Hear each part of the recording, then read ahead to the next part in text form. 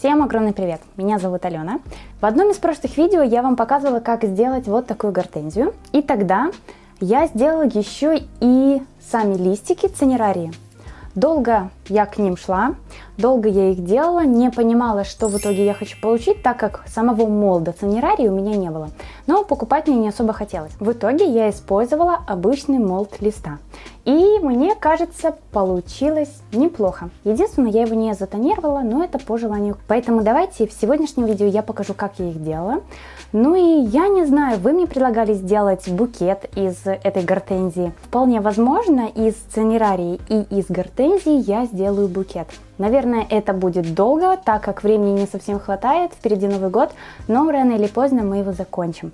Поэтому давайте приступать. Вот таким образом выглядит сам лист цинерарии. Он бывает как и разного цвета, так же и разной формы. Почему я говорю разного цвета? Потому что некоторые бывают чуть более темные, чуть более светлые. Некоторые я видела, что вроде как зеленоватые, другие сероватые. Поэтому, если вы не видели этот лист вживую, посмотрите обязательно в интернете.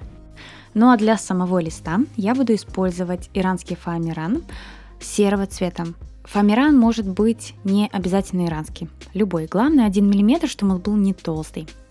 Потому что цветы из фоамирана 2 мм сделать очень сложно. И в принципе, наверное, из 2 мм фоамирана никто цветы не делает, кроме ростовых. Также понадобится еще и тоненькая проволока. Я уже изначально буду использовать флористическую проволоку, она где-то 0,3 мм в белой обмотке, для того, чтобы мне не нужно было ее красить или обматывать тейп-лентой.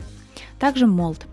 Есть специальные молды для цинерарии, у меня такого нету, поэтому я буду использовать самый обычный молд самого обычного листа.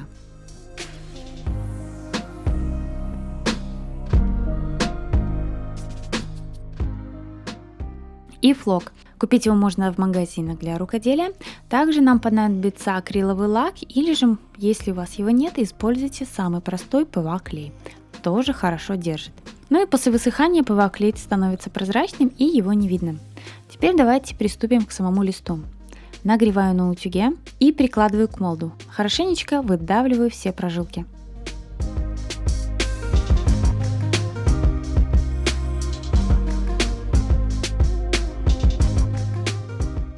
Получается вот такая заготовка. Теперь нам нужно вырезать форму листа.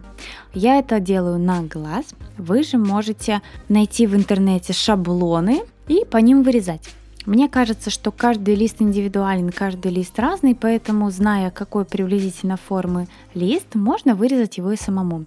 Также этим способом легко делать лист именно того размера, который вам нужен.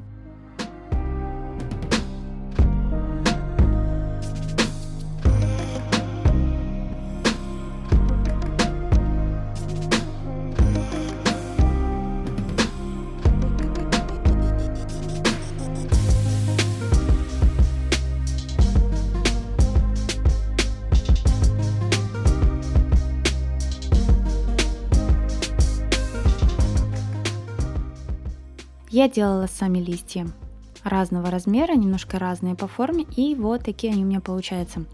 Ну и теперь самая большая ошибка: я не затонировала лист. Я думаю, если бы я прошлась сверху более темно-серой масляной пастелью, прожилки листа были бы намного сильнее видны, и лист выглядел бы намного красивее. Так что, если вы делаете лист, обязательно затонируйте. Тем самым он будет более реалистичный. И приклеиваю проволоку. Беру самый обычный дешевый суперклей, секундный суперклей, который быстро схватываете. Главное, не приклейте пальцы. Вы как-то спрашивали, какой суперклей лучше покупать. Для меня разницы нет никакой. Что дорогой, что дешевый, для меня клеит одинаково. Поэтому тот, который есть, тот и используйте.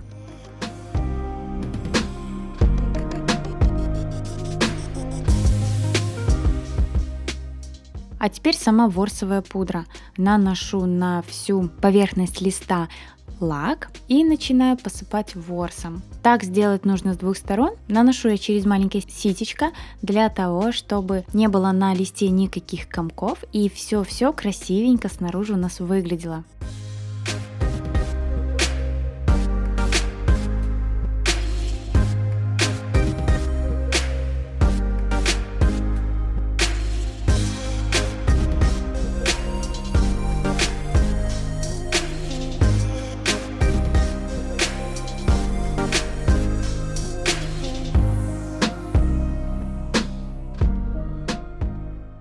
Покрываем так полностью весь лист и оставляем сушиться. После этого наш лист будет готов. Вы уже дальше смотрите, будете ли вы уже дальше декорировать ножку листа, или же оставите его в таком варианте, соберете веточку или придумайте что-то другое. Но если вам понравилось, ставьте лайк, подписывайтесь на мой канал. Также не забывайте нажимать на колокольчик, чтобы не пропускать мои новые видео. Пока-пока!